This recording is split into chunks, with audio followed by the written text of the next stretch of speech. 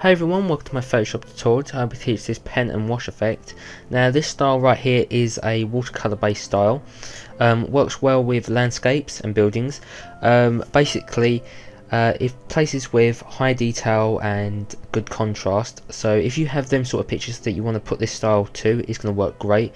If you don't, you can play along with the source files that I'll give you in the description bar, which you can download from my website, which is the ones we're going to be working on as well as some other ones that work with this style. So if we just jump into it. Now this is the building we're going to be working on. Now first things first is, once you get your image into Photoshop, you're going to need to duplicate it, so Control and J, and then we're going to go to filter, we're going to go to stylize and glowing edges.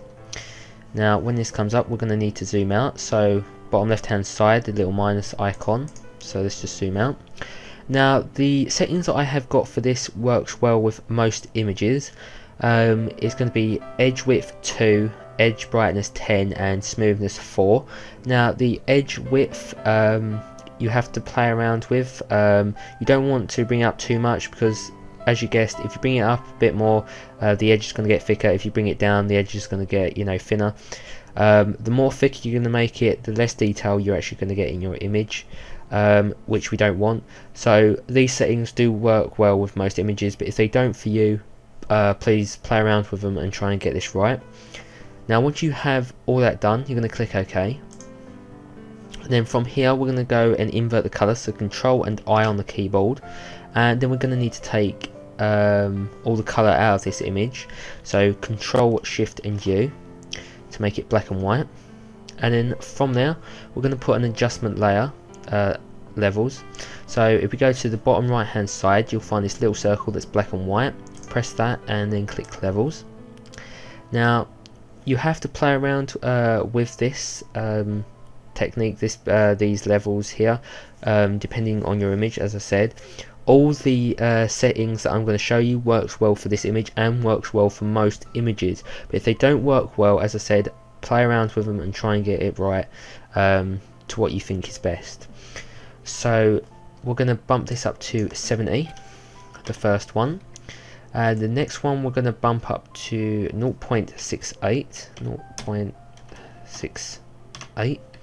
and the next one is 216. Now once you've done that, we're going to go back to layer 1 and we're going to change the blending mode to multiply. Now you'll find that it's quite dark and the colours come back again. So if we go to the background, and we're going to put adjustment layer on it, so adjustments and levels again. Now we're going to make this a bit brighter, so if we go over to there, we're going to keep that on 0. We're going to change the next one to 2.38, and the next one is going to be 212. Now once you've done that, we actually need to boost the color, so we're going to go to the adjustments again, and we're going to go and hue and saturation. Now we need to play around with the saturation. As I said, play around with this, trying to get it right for your image, but the settings I'm going to show you works well for this one, so plus 52. If it is too bright in your image, you can tone it down to plus 40, that's fine. We're going to go to background layer, and then we're going to go to filter, we're going to go to blur and Gaussian blur, and we're going to blur it by 9.5 for this. You want to work in a region of up to 15 pixels, but as I said, depending on your image, you can go further than that if you have more detail, or you just don't like how it's blending in. But this works well for this image, so we're going to keep that on 9.5.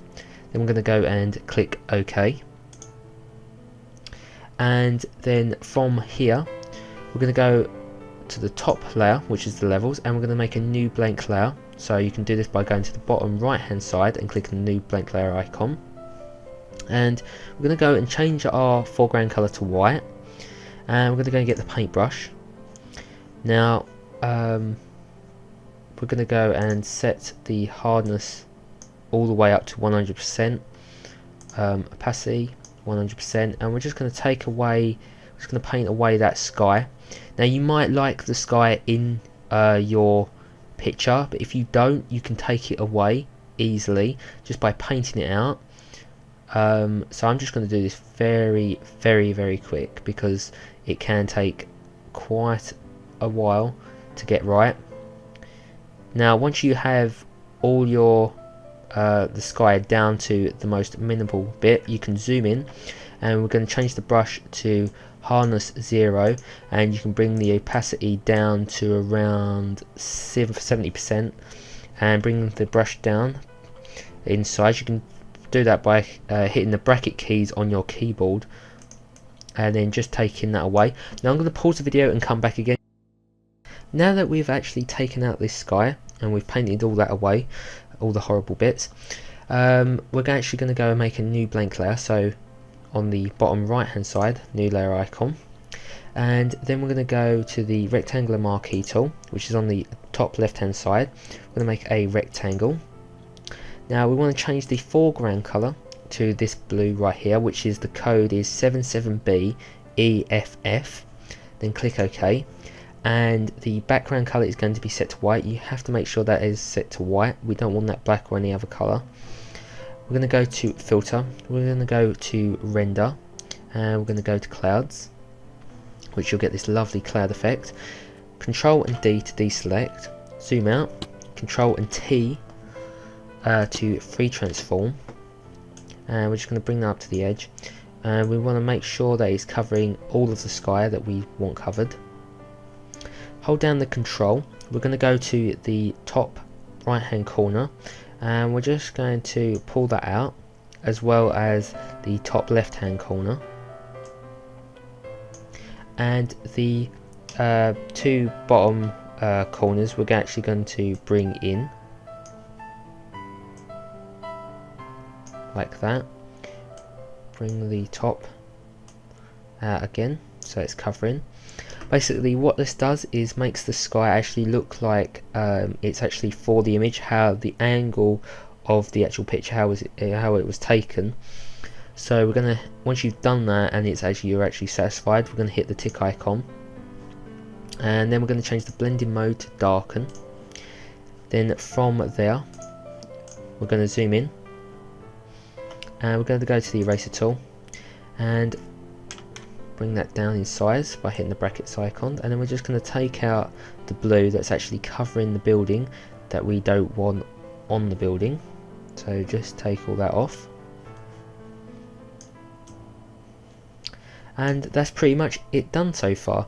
So the next steps that you want to take is go to layer, flatten image, so it's all in one layer now, and then we're going to go to file, new, and we want to make an A4 size document. So we're going to change from pixels to millimeters. Now it's going to be set to 297, and the height is going to be set to 210. You want to set the background content is going to be white. Now depending on how big your image at the time is, and if your image is landscape or portrait, you have to swap between the height and width. So we're going to go and click OK on that. We're going to go back to the image. We're going to hit Control A to select everything, and then Control C to copy.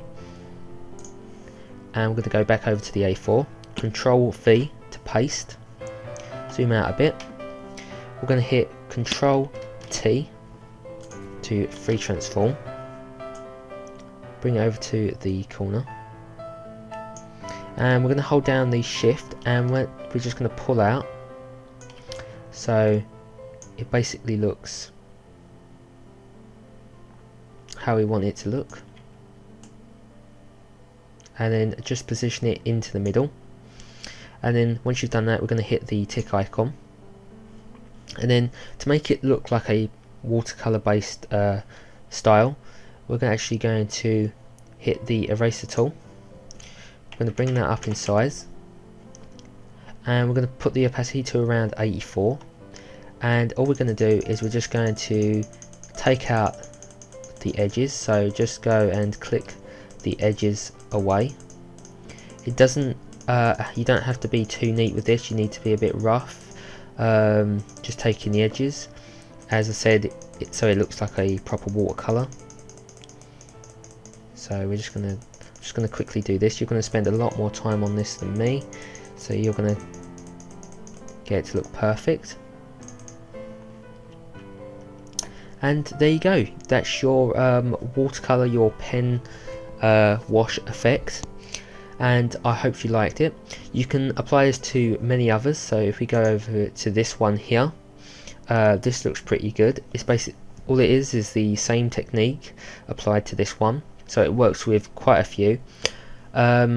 These are good for posters, postcards, or whatever you like, or even in a picture frame, printed or on a canvas. So please have fun with this. You can put loads more effects to it, you can even put text in it and stuff like that. So until next time guys, I'll see you then. Bye for now.